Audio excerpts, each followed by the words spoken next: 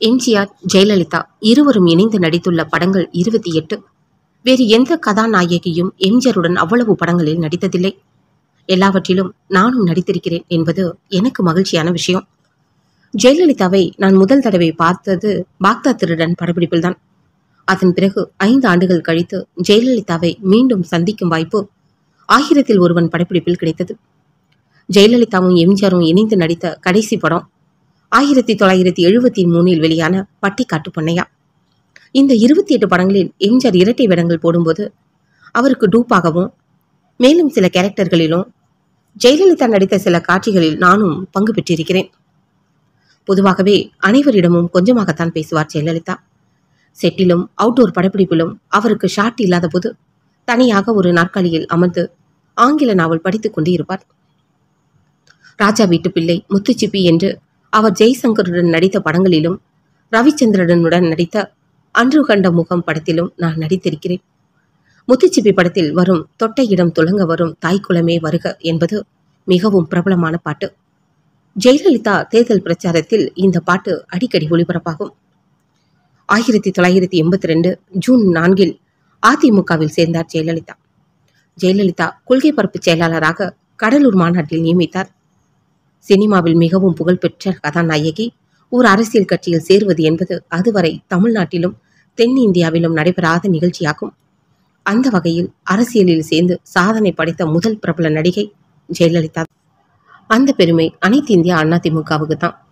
April 23, 1984 பாராளுமன்றத்தில் ராஜ்யசபா உறுப்பினராக ஆக்கினார் எம்ஜிஆர். ராஜ்யசபாவில் அனைத்து இந்திய அதிமுக குழுவின் துணைத் தலைவராகவும் பதவியளித்தார்.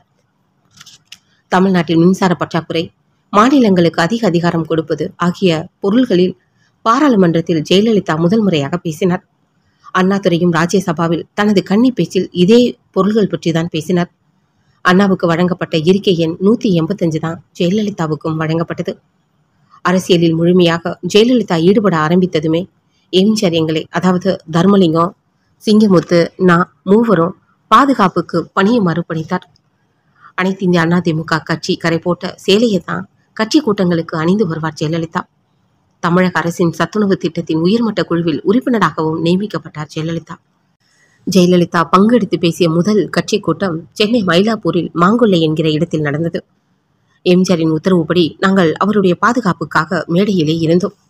தொடர்ந்து அனைத்து இந்திய அதிமுக கட்சி வளர்ச்சிக்காக ஜெயலலிதா பல மாவட்டங்களுக்கு சென்று பல கூட்டங்களில் பேசி கட்சியின் கொள்கைகளை விளக்கினார். அந்த பயணங்கள் முழுவதும் அவருக்கு துணையாக நாங்கள் இருந்தோம். அவர் விமான ரயில் மூலம் குறிப்பிட்ட நகருக்கு வருவார். பிரச்சாரத்துக்கு பயன்படுத்தப்படும் வேனில் தர்மலிங்கம், நான் அந்த இடத்துக்கு முன்னமே சென்று விடுவோம். ஜெயலலிதா பல இடங்களில் அவர் தங்கும் ஹோட்டல்கள், கெஸ்ட் ஹவுஸ்களிலேயே எங்களுக்கும் ரூம் போடுவார்கள். சில சமயம் அருகே உள்ள வேறு ஹோட்டலில் நாங்கள் தங்குவதும் உண்டு. எல்லா இடங்களிலும் அவர் பேச்சை கேட்க நிறைய கூட்டம் வரும். நல்ல வரவேற்பு இருக்கும். சென்னைக்கு வந்ததும் அந்த கூட்டங்கள் எப்படி நடந்தன என்பது பற்றி எங்களிடம் கேட்பார் எம்ஜிஆர். நிறைய மக்கள் வந்தனர், அவர் பேச்சை கேட்டனர் என்று எங்களிடமிருந்து அறிந்து சந்தோஷப்படுவார் எம்ஜிஆர் அவர்கள். அம்முவுக்கு அரசியலில் நல்ல எதிர்காலம் இருக்கு என்று எங்களிடம் அப்போது கூறினார் எம்ஜிஆர். தீர்க்க தரிசனமான வார்த்தைகள். அக்டோபர் 5, 1984 எம்ஜிஆரின் உடல்நிலை மோசமானது. சென்னை அப்போலோ மருத்துவமனையில் அவர் சிகிச்சைக்காக சேர்க்கப்பட்டார். அப்போது பாரத பிரதமர் இந்திரா காந்தி மட்டும்தான் அப்போலோவில் எம்ஜிஆரை உள்ளே சென்று பார்க்க அனுமதிக்கப்பட்டார். அங்கிருந்து எம்ஜிஆரை நியூயார்க் நகரில் உள்ள புரூக்லின் ஹாஸ்பிட்டலுக்கு சிகிச்சைக்கு அழைத்து சென்றார்கள். பிரதமர் இந்திரா காந்தியின் விசேஷ உத்தரவின் பேரில் எம்ஜிஆரை தனி போயிங் விமானத்தில் அழைத்து சென்றார்கள். அவரது மனைவி ஜானகி அம்மா, அவரது செக்ரட்டரி பரமசிவம், போலீஸ் அதிகாரி ஆறுமுகம் IAS, உதவியாளர் மாணிக்கம், டாக்டர் PRS, அவருடைய மகன் டாக்டர் ருக்மணி ஆகியோர் மட்டுமே எம்ஜிஆரோடு அந்த விமானத்தில் நியூயார்க் சென்றனர். தமிழ்நாட்டில் பொது தேர்தல் அறிவிக்கப்பட்டது. இந்தியாவில் எம்ஜிஆர் இல்லாத நிலையில் கோஷ்டி சண்டை அனைத்து இந்திய அதிமுகவில் தீவிரமாக இருந்தது. சத்யா ஸ்டுடியோவில் ஆட்சி மன்ற குழு கூடி தேர்தலை பற்றி விவாதித்தது. எம்ஜிஆர் ஆட்சியில் மந்திரிகளாக இருந்தவர்களில் அநேகர் ஆட்சி மன்ற குழுவில் அங்கத்தினர்களாக இருந்தனர். ஆட்சிக்குழு மீட்டிங் முடிந்ததும் என்னையும் தர்மலிங்கத்தையும் சத்யா ஸ்டுடியோவுக்கு வரவழைத்தனர். இந்த தேர்தலை பொறுத்தவரை நீங்களும் தர்மலிங்கமும் ஜெயலலிதாவின் பாதுகாப்புக்கு செல்லக்கூடாது என்பதுதான் எங்கள் தீர்மானம். உங்கள் இருவருக்கும் தேவையான பணம் கொடுக்கிறோம் என்று கூறினர். நாங்கள் மறுத்துவிட்டோம். எங்களை பொறுத்தவரை 1982ஆம் ஆண்டு எம்ஜிஆர் எங்களை அழைத்து, எனக்கு நீங்கள் பாதுகாப்பு கொடுத்து வருவது போல இனி ஜெயலலிதாவுக்கும் பாதுகாப்பு கொடுக்க வேண்டும் என்று தெளிவாக உத்தரவு போட்டுள்ளார்.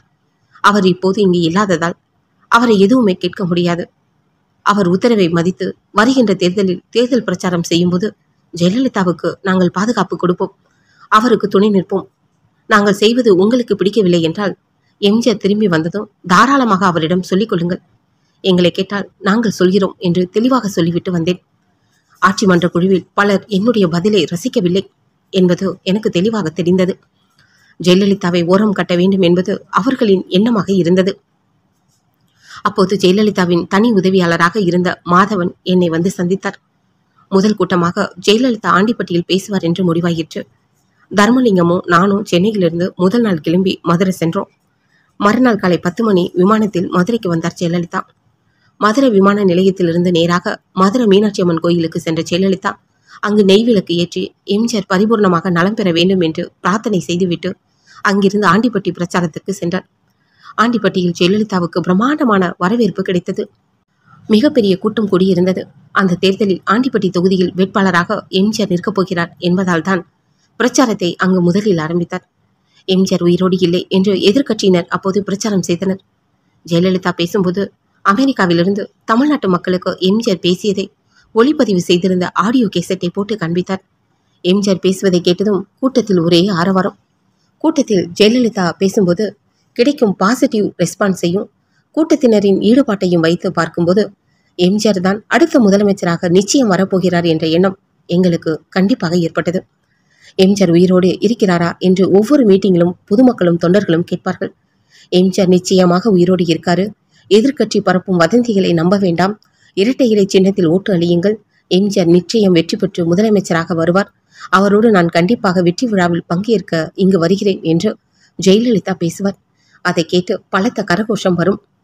மதுரை, கோவை, சேலம் என்று தமிழ்நாட்டின் பல பகுதிகளில் ஜெயலலிதா வேனில் சென்று பிரச்சாரம் செய்தார். தன்னம்பிக்கையோடும் துணிச்சலோடும் அவர் பேசுவதை மக்கள் விரும்பி கேட்டனர். எம்ஜிஆருடன் பல ஆண்டுகள் தொடர்ந்து தேர்தல் பிரச்சாரத்துக்கு நான் சென்று இருந்ததால் பல இடங்களில் பல கட்சிக்காரர்களுக்கு என்னையும் தெரிய வந்தது. சில கூட்டங்கள், வேன் மீட்டிங்குகளில் ராமகிருஷ்ணன் அண்ணே, எம்ஜிஆரை பற்றி இந்த மாதிரியெல்லாம் அவரோ உயிரோடு இல்லை என்றெல்லாம் சொல்கிறாங்களே, தலைவர் எப்படி இருக்கிறார் என்று உண்மையான கவலையோடு என்னிடம் சிலர் கேட்பார்கள். அமெரிக்காவில் நியூயார்க் நகரில் புருக்லின் மருத்துவமனையில் சிகிச்சை பெற்று வருகிறார், கண்டிப்பாக விரைவில் தமிழ்நாட்டுக்கு வருவார் என்று உத்தரவாதம் கொடுப்பேன். ஆட்சி மன்ற குழுவில் ஜெயலலிதாவுக்கு எதிராக அவருக்கு பாதுகாப்பாக நாங்கள் செல்லக்கூடாது என்றெல்லாம் தீர்மானம் நிறைவேற்றிய பலர் சில ஆண்டுகள் கழித்து ஜெயலலிதா அமைச்சரவையில் அவரிடம் மந்திரிகளாக பணியாற்றினார்கள் என்பது சரித்திர உண்மை. ஆண்டிப்பட்டி தொகுதியில் வேட்பாளராக நிற்க அமெரிக்காவிலிருந்து வேட்புமனு தாக்கல் செய்திருந்தார் எம்ஜிஆர். அந்த தேர்தலில் அனைத்து இந்திய அண்ணா திமுகவுடன் காங்கிரஸ் கட்சி கூட்டணி வைத்திருந்தது. காங்கிரஸ் கூட்டணி வேட்பாளர்களை ஆதரித்தும் பல கூட்டங்களில் பேசினார் ஜெயலலிதா. நாங்களும் அவருக்கு துணையாக கூடவே இருந்தோம்.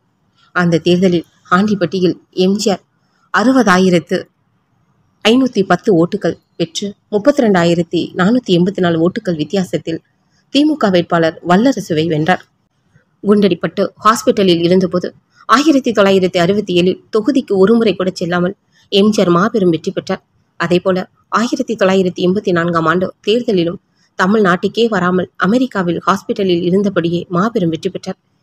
இந்தியாவிலேயே இத்தகைய சாதனைகளை வேறு யாராவது செய்திருப்பார்களா என்பது சந்தேகம்தான். அமெரிக்காவில் சிகிச்சை முடிந்து பிப்ரவரி 5, 1985 சென்னைக்கு திரும்பினார் எம்ஜிஆர்.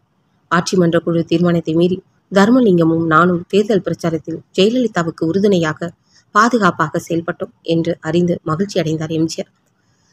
எந்தெந்த இடங்களில் எப்படி கூட்டம் இருந்தது, ரெஸ்பான்ஸ் எப்படி இருந்தது, ஜெயலலிதாவின் பேச்சு எப்படி மக்கள் வரவேற்கிறார்கள் என்ற விவரமெல்லாம் ஆர்வமாக எங்களிடம் கேட்டு தெரிந்து கொண்டார். எங்களை நேரில் அழைத்து ஜெயலலிதாவின் தேர்தல் பிரச்சாரத்துக்கு பாதுகாப்பாக இருந்து எந்த பிரச்சனையும் இல்லாமல் வெற்றிகரமாக பணியை முடித்ததை பாராட்டி எனக்கும் தர்மலிங்கத்துக்கும் தலா 10,000 ரூபாய் பரிசாக அளித்தார் எம்ஜிஆர் அவர்கள். தமிழக சட்டசபை 1989 பொது தேர்தல் வந்தது. எம்ஜிஆரின் மறைவுக்கு பிறகு இரு அணிகளாக அனைத்து இந்திய அண்ணா திமுக பிரிந்தது. தேர்தலில் ஜெயலலிதா அணி சேவல் சின்னத்திலும் ஜானகி அம்மா அணி புறா சின்னத்திலும் போட்டியிட்டனர். வேலூரில் கோட்டை மைதானத்தில் தேர்தல் பிரச்சார மீட்டிங். ஜெயலலிதா அணி மேடையில் பன்ரொட்டி ராமச்சந்திரன், திருநாவுக்கரசு, குழந்தைவேலு உட்பட பலர் அமர்ந்திருக்கின்றனர். பெரிய கூட்டம். இரவு 9 மணி. கூட்டம் நடக்கும்போது எம்ஜிஆர் தொடர் ஓட்ட ஜோதியை கொண்டு வந்தனர். பல இளைஞர்கள் நீண்ட தூரத்திலிருந்து அந்த ஜோதியை தூக்கியவாறு ஓடிக்கொண்டே வந்தனர். வெள்ளை அரை நிக்கர், எம்ஜிஆர் முகம் அச்சிடப்பட்ட வெள்ளை பணியை அணிந்து 8 பேர் மேடையில் ஏறினர். எம்ஜிஆர் தொடர் ஜோதியை மேடையில் ஜெயலலிதா கைகளில் கொடுத்தனர். கூட்டத்தில் பலத்த கரகோஷம் எழுந்தது. நானும் தர்மாவும் ஜெயலலிதாவின் பாதுகாப்புக்காக மேடையில் நின்று நாலா பக்கமும் பார்த்து கொண்டிருந்தோம். ஜோதியை சிலர் இளைஞர்கள் கொண்டு வந்தபோது மேலும் 2 இளைஞர்கள் அதே வெள்ளை நிக்கர் வெள்ளை பனியன் அணிந்திருந்தவர்கள் மேடையின் ஓரமாக படிக்கட்டுகளில் கீழே உட்கார்ந்து ஏதோ செய்து கொண்டிருந்தனர்.